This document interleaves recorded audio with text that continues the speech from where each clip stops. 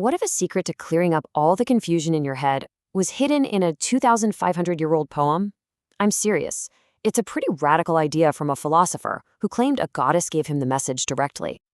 So this comes from a guy named Parmenides. He was an ancient Greek philosopher, and he wrote this one single, incredibly powerful poem.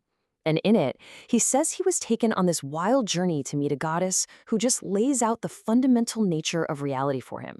She basically offers him a map for the mind. And here's the core of it. The message is a really stark choice. She says there are only two paths your mind can follow. One path leads to reality, to what truly is. And the other? That one leads to illusion, to what is not. Now, this is the real puzzle he gives us. Because the goddess's warning isn't just about, don't pick the wrong path.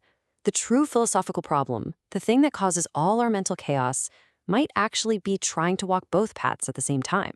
It's the constant mixing of the two. So let's dive in and unpack this ancient challenge, because you'll see it applies so much to how we think today. Okay, let's get right into this ancient puzzle. The first thing the goddess does is force this absolute choice on us. It's a clean break between two ways of thinking, and there is absolutely no room for negotiation. And she is not messing around with this distinction. The way of truth is simply that reality is, and it's impossible for it not to be. The way of error is that reality is not. And get this, she says that path is so false, you can't even really think about it. It's unthinkable, a road you can't even travel down. No middle ground, period. For centuries, people just saw this poem as some really dense, abstract philosophy.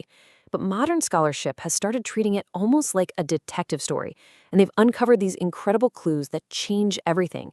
They reveal a profound mission. Take, for example, the moment the goddess greets Parmenides. A scholar named Jaap Mansveld points out that this wasn't just a friendly hello. In the ancient world, a handshake like this was a formal pledge. It was a guarantee, meaning, pay attention. What I'm about to tell you is the absolute truth, and it's critically important. And this brings us to Mansfield's biggest breakthrough. The goddess tells Parmenides to commissai her words. For ages, that was translated as take to heart, but Mansfield showed it really means take with you and pass on. And that changes everything. Suddenly, Parmenides isn't some mystic having a private vision. No, he's a messenger. He's been given a job. Deliver this urgent truth to the world.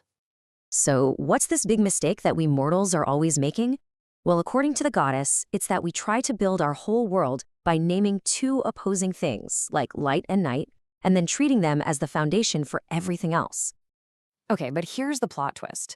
Mansfield argues that this world of mortal opinion, the one that's so detailed and full of names, well, it's not the same as that unspeakable, unthinkable path of what is not.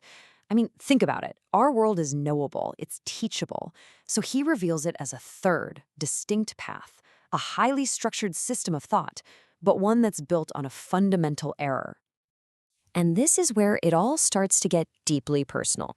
See, this isn't just some abstract theory about the cosmos. It's really about a fundamental choice for your own mind, a choice that ends up defining your entire way of thinking.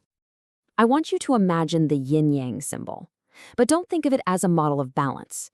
Instead, see it as a cognitive map showing the absolute choice your mind has to make. You can either operate from a framework of truth or a framework of opinion. And the most important rule is that you have to keep them separate. The big mistake is letting them coexist and mix together in your mind. So here's the crucial difference.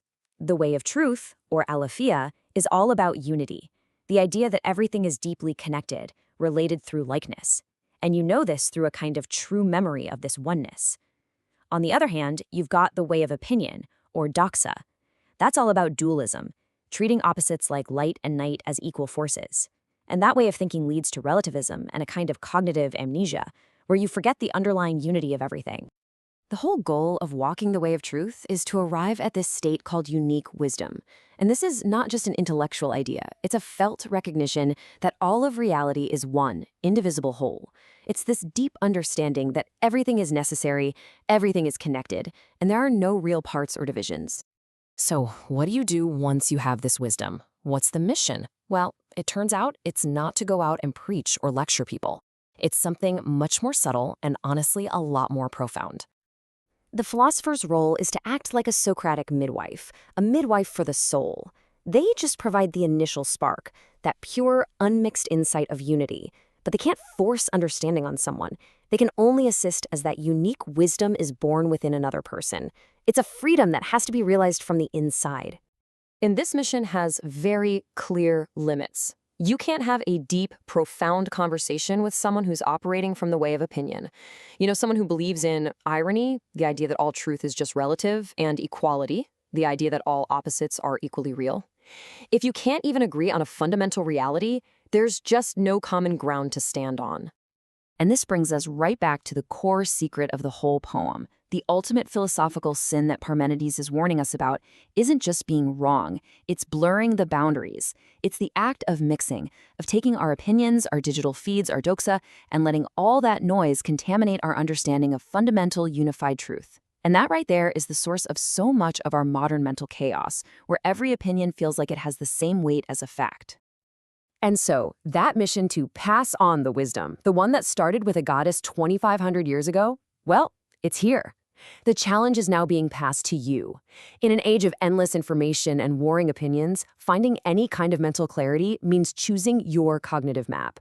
So between the path of unity and the path of opinion, where are you going to draw the line?